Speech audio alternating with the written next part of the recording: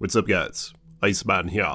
So apparently, a pack of wolverines chased off a freaking grizzly bear. I remember back when I was a child, I actually went camping in the Upper Peninsula of Michigan, and on one of those days, I looked across a small lake where we were camping, and I saw what I was sure was a Michigan wolverine. And I know these creatures are very formidable against anyone or anything that dare cross them. I feel like generally they're not very offensive, but they're extremely defensive, especially if it's over something that they recently killed or for territorial purposes. So yeah, man, don't mess with a wolverine. But let's check out this article. Seeing a wolverine in Yellowstone National Park is rare enough, but a pack of these elusive hunters chasing down a grizzly bear? Now that's next level. This is exactly what the Yellowstone Insight Guide team saw on August 8th of 2022. Finally revealing this marvel is naturalist guide Doug McCarthy, who recounts the once-in-a-lifetime sighting from his recent backpacking adventure. While hiking in the Teton Wilderness, my two companions and I planned to summit a particular peak of interest to us. We left our campsite for our 4-mile route to the summit. McCarthy begins. There was a band of snow we would have to ascend. We chose our spot and headed for it. As we approached, I noticed a grizzly sow with 2 cubs, leaving a spit of snow a few hundred yards east of our spot. As McCarthy and his crew began climbing the Yellowstone snowfield, they had to keep an eye on the bears. After spotting another cub,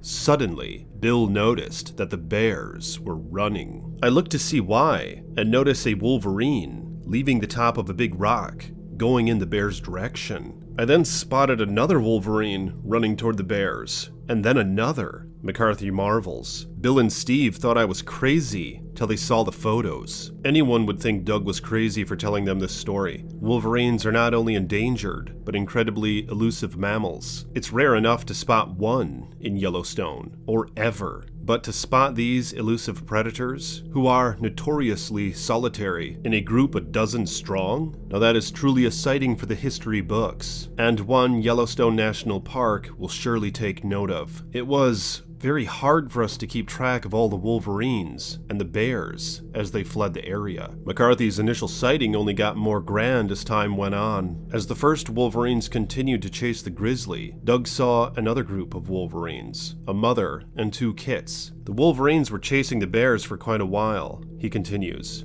But when the bears took an easier route out of the bowl along a rocky ledge, the growing group of wolverines went up into a higher snowfield, and it was there that half of the wolverines continued up in the vertical rock face on the right side of the snowfield, he explains. It was very hard for us to keep track of all the wolverines and the bears as they fled the area. I counted, for sure, a total of 12 wolverines at one time. Steve said he counted 13 in mere minutes. The mamas all gained 1,000 feet in elevation as the chase went on. And believe it or not, McCarthy says another Yellowstone grizzly sow and 2 cubs showed in the area. We couldn't believe what we had just seen, he said. We were all pumped up and in awe by what we had just witnessed. Yet Doug was left wondering, what could cause such solitary mammals to gather in such large, unprecedented numbers? He consulted a regional expert on wolverines, Jeff Copeland, to get some answers.